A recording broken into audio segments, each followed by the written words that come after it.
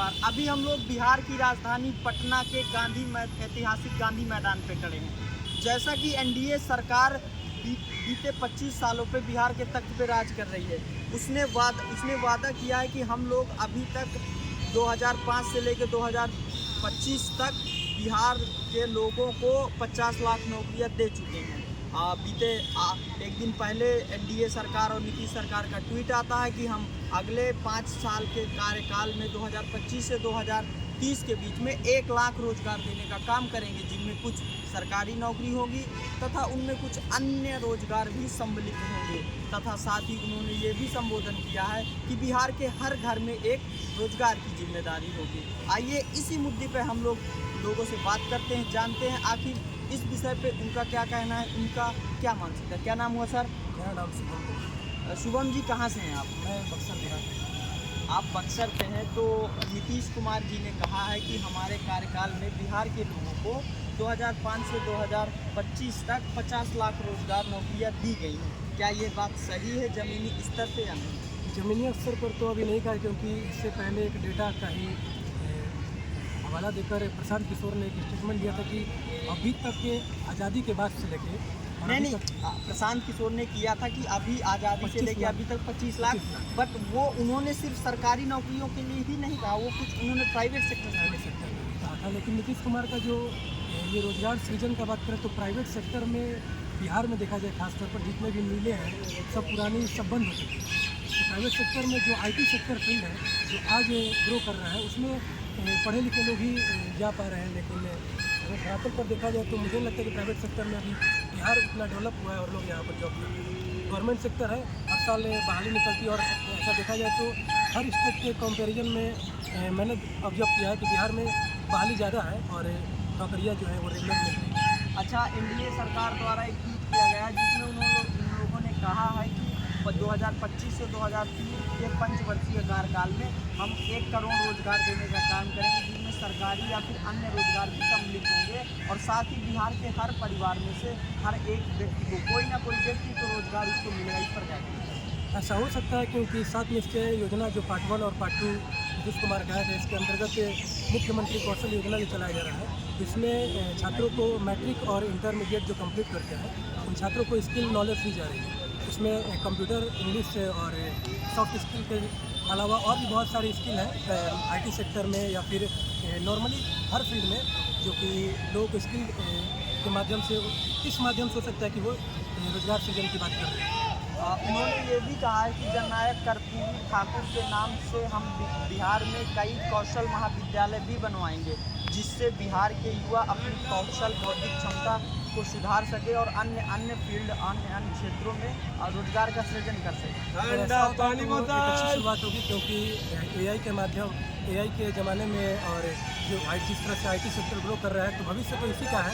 अगर नीतीश कुमार ऐसा पहल करते हैं तो ये एक अच्छी शुरुआत होगी और हमारे युवाओं को एक अच्छा मौका मिलेगा। अच्छा, 2005 से पहले जब लालू यादव जी की सरकार थी तो उस पर आरोप लगाए जाते हैं कि लालू यादव जी जो सरकारी नौकरी देते थे उसके बदले वो ज़मीन लिखवा लेते थे या फिर पैसा लेते थे या फिर घूस लेते थे, वो भर्ती प्रक्रिया निष्पक्ष नहीं थी। इस पर जाए इस पर तो अब मैं तो उससे समय उतने होश में नहीं था, लेकिन ऐसा मुझे भी सुनने को ही मिलता है।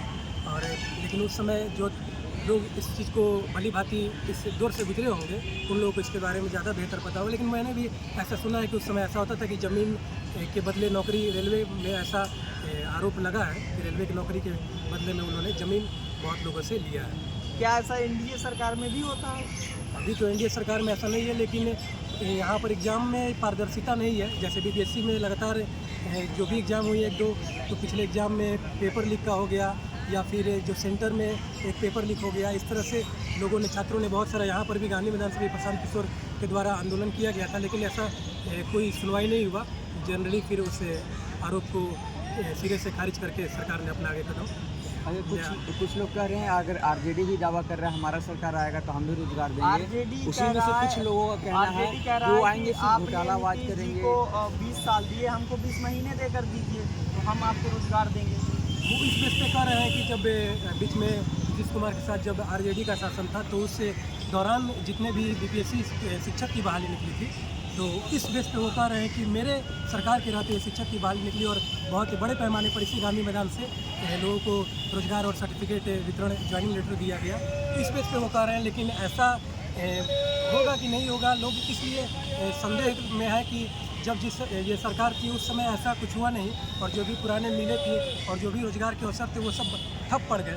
तो लोग अभी भी डाउट में है कि अगर ये सरकार आती है तो करेगी या नहीं करेगी, और ऐसा हो सकता है कि जो सरकार चल रही है लोग इसी को आगे कंटिन्यू कर सकते हैं। अच्छा, आपको क्या लगता है, दोनों सरकारें दावा करती हैं, तेजस्वी यादव कहते हैं हमने नौकरी दी, नीतीश सरकार कहती है कि हम, एनडीए सरकार कहती है हमने, आपको क्या लगता है किसकी सरकार ने नौकरी देने का दिया? अब इसमें आप कम्प्लीटली तो किसी एक सरकार को नहीं कह सकते, हाँ ये कह सकते हैं दोनों सरकार का एक बराबर योगदान था, लेकिन मेन जो परीक्षा विभाग और जो भी रोजगार के लिए अवसर देने वाली जो समितियां हैं वो अपना रोजगार निकालती हैं, और जो सरकार उसमें रहेगा वो सरकार अपना चाहेगा क्रेडिट लेना।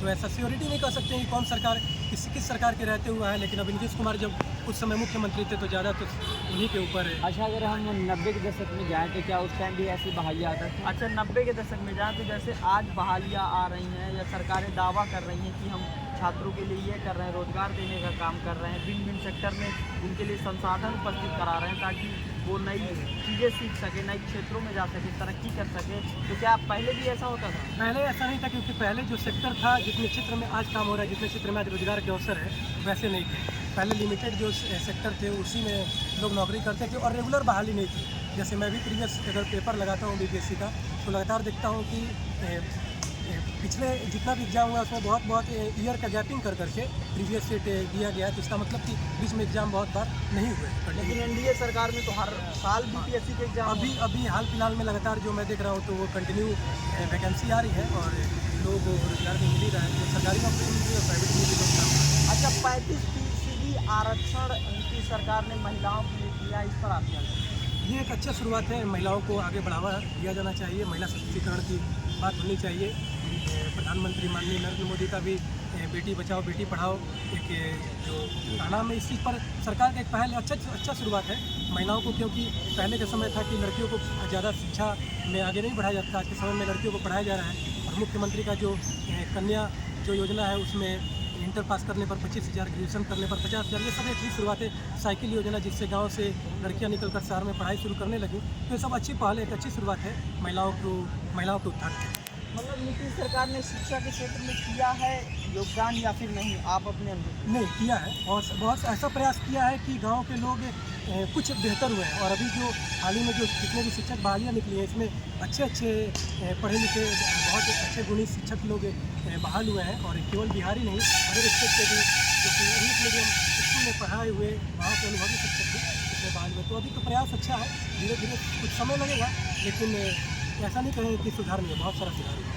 अच्छा, महागठबंधन आरोप लगा रहा है कि ये जितनी भी बहालियाँ नौकरी हुई हैं इनमें दलितों, पिछड़ों, आदिवासियों को नहीं रखा गया, क्या ये बात ज़मीनी हकीकत पे सच है? नहीं, ऐसा नहीं है। जितने भी रिजल्ट निकलती हैं उसमें वैकेंसी उसमें रहती है कि इस सेक्टर को इतना सीट निकला हुआ है, और उस वैकेंसी के तहत ही सारा उन लोगों का चुनाव। अच्छा, एक आरोप और आता लगातार आता है कि संविधान खत्म कर देंगे, क्या कहेंगे? हाँ, संविधान खत्म कर देंगे, और तेजस्वी यादव जी कहते हैं, इंडिया गठबंधन कहता है, राहुल गांधी जी भी कहते हैं इनफैक्ट कि अगर ये फिर से दोबारा आए तो ये लोग संविधान खत्म कर देंगे। ऐसा संविधान खत्म करने जैसा कुछ नहीं है, क्योंकि पूरा जो आज जो आपका लोकतंत्र है उसका वो पूरे संविधान पर ही चल रहा है। और संविधान अगर ख़त्म करने के बाद अगर पिछली सरकार लगाती है तो आप सन 1976 का देख सकते हैं, इंदिरा गांधी के समय में जो आपातकाल लगाया गया था, और उसके साथ साथ जो इतना संविधान में इतने सारे बदलाव हुए थे कि एक उसको मिनी संविधान के रूप में जाना जाता है।